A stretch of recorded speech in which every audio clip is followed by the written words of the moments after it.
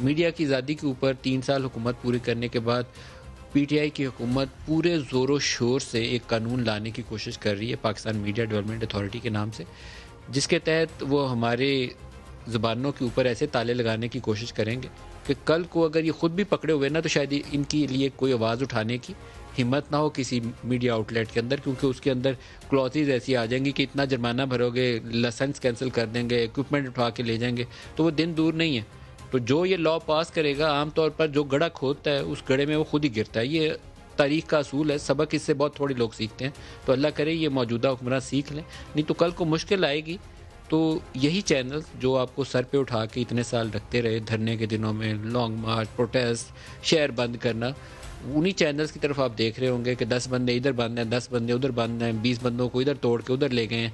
اور آپ کی آواز بننے والا وہ چینل آپ کو ڈھونڈنا پڑے گا کہ کون آپ کی آواز بنے گا۔ اللہ کرے گا رہیں گے اس وقت بھی آزاد آوازیں، کبھی ہسٹری میں ایسا موقع آیا نہیں، بہت سارے مارشاء اللہ میں نہیں آیا، اب بھی اللہ کرے گا کہ وہ آزاد آوازیں زندہ رہیں گی، لیکن اپنے ہاتھوں اپنے پاؤں پہ کلہاڑی مارنا کوئی عقل سمجھ میں نہیں آتی بات۔